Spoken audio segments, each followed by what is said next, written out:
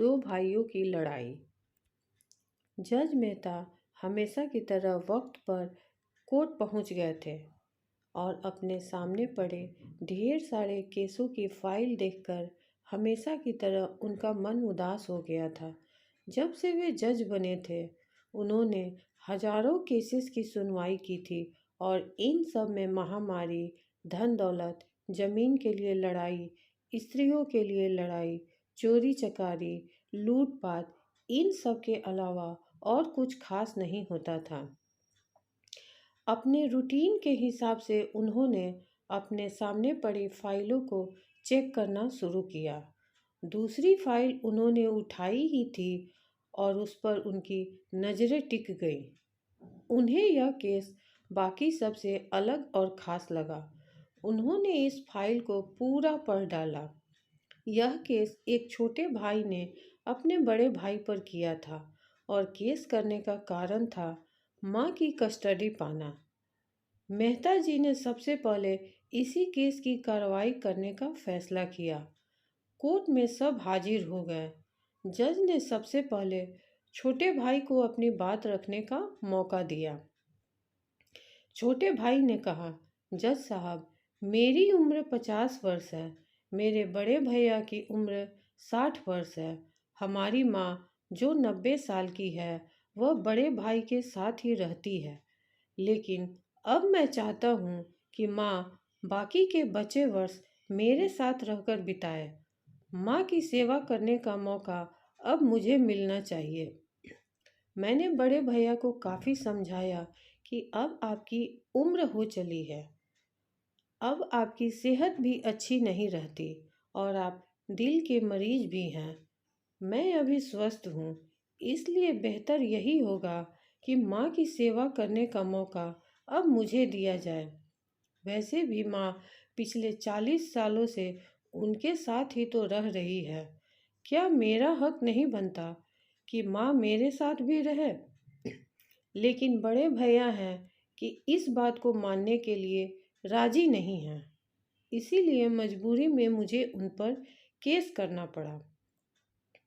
अब बड़े भाई की अपनी बात रखने की बारी थी। बड़े भाई ने कहा, यह बात सच है कि मेरी उम्र 60 साल है। यह बात भी सच है कि अब मेरी सेहत पहले जैसी नहीं रहती। लेकिन उतना ही सच यह भी है कि मैं सिर्फ जिंदा रह पा रहा हूँ तो इसलिए क्योंकि मेरी माँ मेरे पास है। चाहे मेरी सेहत कितनी भी खराब हो, चाहे मेरी ज़िंदगी नर्क जैसी हो, लेकिन मेरी माँ मेरे पास होने की वजह से वही तकलीफ़ों भरी ज़िंदगी स्वर्ग बन जाती है। जज साहब, आप ही बताइए, मैं माँ को अपने से दूर कैसे होने दे सकता हूँ?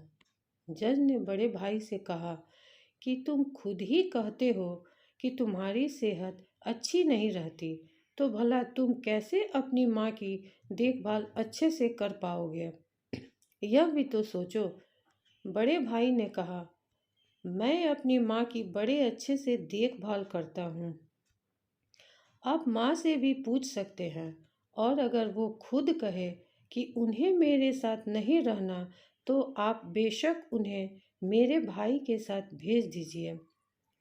जज को यह बात ठीक लगी और उन्होंने माँ को अदालत में बुलाने का फैसला किया। 90 साल की बूढ़ी माँ बड़ी ही कमज़ोर थी। वो जैसे तैसे व्हील चेयर से अदालत में आई। जज साहब ने उनसे उनका फैसला पूछा तो माँ ने कहा कि मेरे लिए दोनों ही बच्चे समान हैं। किसी एक का पक्ष लेकर दूसरे को नाराज नहीं कर सकती। आप तो जज हैं, आप तो ऐसे फैसले हमेशा लेते हैं। आप जो भी फैसला लेंगे वह मेरे लिए आखिरी फैसला होगा और मैं चुपचाप उसे मान लूँगी। जज साहब बहुत परेशान हो गए। उन्होंने अपनी पूरी जिंदगी में ऐसा अनोखा केस कभी नहीं देखा था। हमेशा दो भाई अपने माता पिता को एक दूसरे पर थोपते, एक कहता तुम रखो तो दूसरा कहता तुम ही रखो। जज का आश्चर्य तब और भी ज़्यादा बढ़ गया जब उन्हें पता चला कि माँ के पास दोनों बेटों को वसीयत में देने के लिए फूटी कौड़ी भी नहीं थी। बड़े सोचने विचारने के बाद जज ने फैसला किया कि माँ को अब छोटे भाई को सौंप देना चाहिए।